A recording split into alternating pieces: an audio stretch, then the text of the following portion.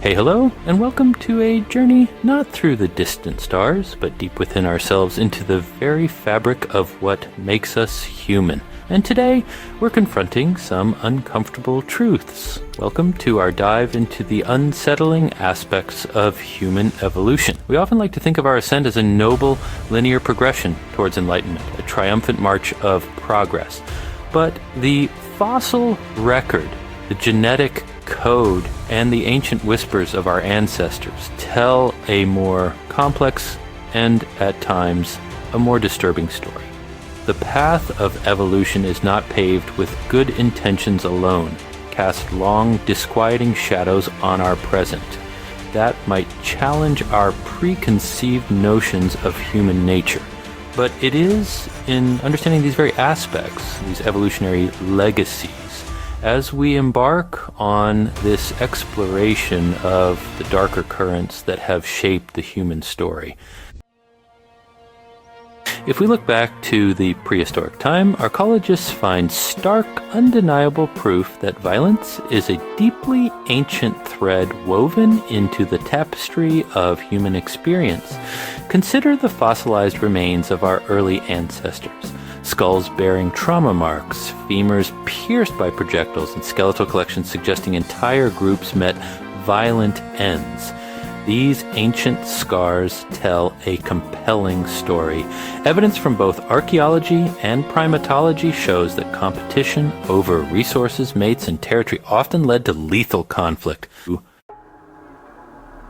Picture the Earth 70,000 years ago. It wasn't just us, Homo sapiens, striding across the plains and through the forests. We shared this world with several other human-like species: Neanderthals, Denisovans, Homo floresiensis, and likely others. Yet fast forward to today and only one remains: us. How did this happen? The story is one of brutal competition, a contest played out over tens of thousands of years. Our ancestors, Homo sapiens, seem to have possessed certain advantages. Perhaps it was a more sophisticated toolkit, more complex social structures, or superior symbolic communication. Genetic evidence reveals that our Homo sapiens ancestors interbred with Neanderthals and Denisovans. Many modern humans carry a small percentage of Neanderthal DNA in their genomes.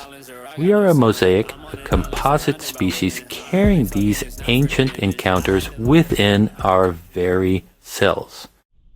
Now we venture into a somber corner of our evolutionary past, the practice of infanticide. Evidence suggests that in certain early human societies, infanticide was shaped by natural selection and resource scarcity. In harsh environments, culling the weakest might have increased survival chances. We have, for the most part, transcended these brutal survival strategies. We now tread into exceptionally sensitive territory. The idea that sexual coercion might have persisted as a reproductive strategy. Understanding potential evolutionary underpinnings in no way excuses such acts. Evolutionary psychology posits that behaviors can persist if they conferred some reproductive advantage. For some males, coercive tactics could have increased the chances of siring offspring. This line of thinking doesn't suggest a gene for rape. Rather, it might point to a complex interplay of psychological predispositions. Traits like aggression or opportunism, if they occasionally led to reproductive success, might not have been entirely selected out. Female counter-strategies would have co-evolved. Selection would favor traits in females that helped them avoid, resist, or mitigate the consequences of such encounters. The evolutionary landscape is an arms race, a constant interplay of strategies and counter-strategies. The biggest taboos, cannibalism. The archaeological record suggests that eating human flesh was not always the ultimate transgression. The most compelling evidence comes from the bones of ancient hominins. Paleoanthropologists have discovered human remains bearing the marks of butchery. One obvious driver is survival cannibalism. In times of extreme famine, the desperate choice between starvation and consuming a deceased member of one's own group might have been made. Beyond sheer survival, there's also evidence for ritualistic or cultural cannibalism. Consuming parts of a deceased, respected elder might have been seen as a way to incorporate their wisdom or strength. The decline of cannibalism likely coincided with the rise of more stable food supplies and evolving ethical and spirituality. Consider the world of our ancient ancestors, small nomadic bands navigating a landscape filled with predators and scarce resources. In such a world, who could you trust? The answer would be the members of your tribe. Cooperation within the in-group dramatically increased the chances of survival. Loyalty to one's own and suspicion towards outsiders became deeply ingrained.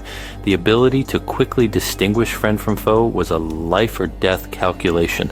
This isn't to say our ancestors were incapable of peaceful interaction with other groups, but the default setting likely leaned towards caution. We often pride ourselves on our capacity for reason and our relentless pursuit of truth, but our minds were not primarily shaped by natural selection to discover abstract, universal truths. They were shaped for survival. Quick decisions often meant the difference between life and death.